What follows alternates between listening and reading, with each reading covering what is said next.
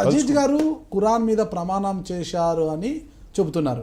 కానీ అజీజ్ అలాంటి ఆరోపణ చేయలేదు, నా మీద పని కట్టుకొని వారు చేస్తున్నారు, నేను ఇంతవరకు అలాంటి ఖురాను, బైబిలు, గీత మీద నేను ఎప్పుడు ప్రమాణం చేయలేదు, ఒక నిజమైన ముస్లిం ఎప్పుడూ కూడా ఖురాన్ మీద ప్రమాణం చేయడు, నేను చేయలేదు అంటున్నాడు. ఇక్కడ చూస్తే మీ వర్గం నుంచి ఆ రోజు జగన్మోహన్ రెడ్డి ముందు పులివెందల్లో ప్రమాణం చేశారు, అందుకు సాక్ష్యం కోటంరెడ్డి శ్రీధర్ రెడ్డి గారే అంటున్నారు. కోటంరెడ్డి సార్ సాక్ష్యం ఎప్పుడు చెప్పలేదు.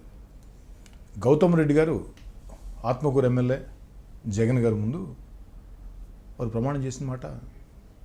మీరు లేరు ఆ రోజు? నేను లేను ఆ రోజు.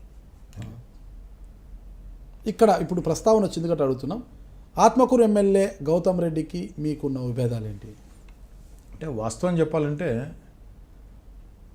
విభేదాలు పెద్ద తీవ్రంగా అయితే లేవు. కానీ నాగరాజు గారు, ఎన్నికల ముందు కొంత మాకు మేకపాటి కుటుంబానికి మధ్యలో కొంతమంది వ్యక్తులు బాగా దూరం తీసుకొని వచ్చారు.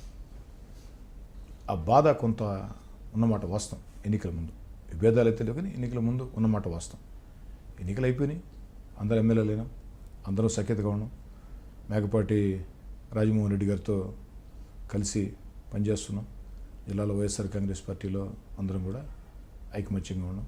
సాఫీగా జరిగిపోతుంది. కొంత ఎన్నికల ముందు మాత్రం ఆ కుటుంబంకి నాకు కొంతమంది వ్యక్తుల మధ్యలో చెప్పాను కదా, ఈ జిల్లాలో కొంతమందికి నేను ఎమ్మెల్యే కావటం ఇష్టం లేదని, అలా పెద్ద కుటుంబాలకి, సామాన్య కార్యకర్తలు, జెండా మోసే కార్యకర్తలు, తెలుగుదేశమా, వైఎస్ఆర్ కాంగ్రెస్ పార్టీయా, సిపిఎంఆ, సిపిఐ, బీజేపీ తేడా లేకుండా సామాన్య కార్యకర్తలు నేను ఎమ్మెల్యే కావాలని కోరుకుంటారు, ఇష్టపడతారు.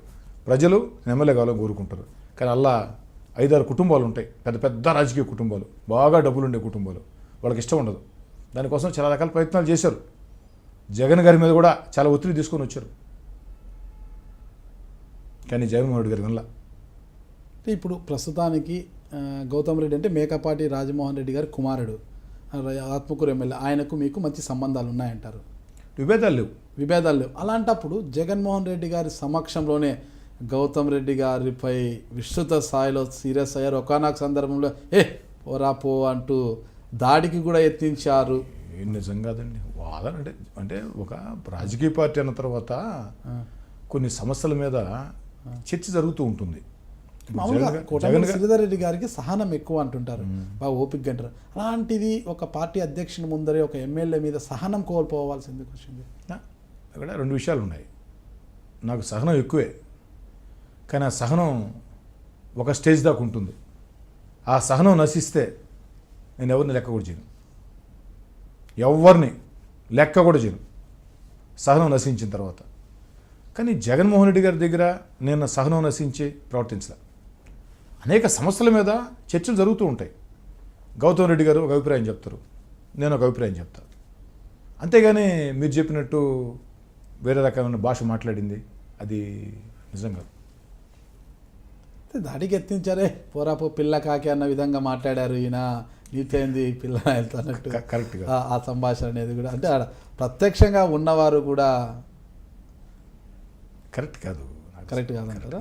నేను అంటే జగన్మోహన్ రెడ్డి గారి సమక్షంలో కొన్ని అంశాలు చర్చకు వస్తూ ఉంటాయి, ఎవరి అభిప్రాయాలు వాళ్ళు చెప్తూ ఉంటాను తప్ప జగన్ గారి సమక్షంలో సహనం నశించి నేను ఎప్పుడు ప్రవర్తించలే.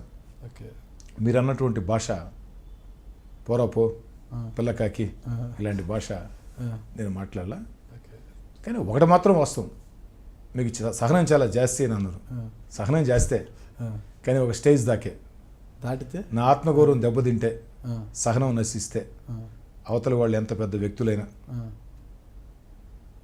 లెక్క చేసే పరిస్థితి లేదు.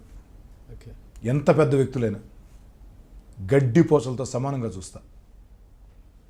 పోరాటానికి సిద్ధం. విజయమా,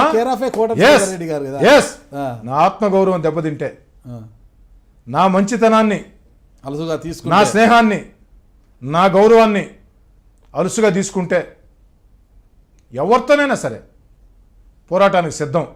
ఆ పోరాటంలో విజయం లభించవచ్చు, లేదా వీర స్వర్గం లభించవచ్చు. ఏదైనా సరే గణేష్ అంతే. డి అంటే డి, దాంట్లో ఎలాంటి అనుమానాలే.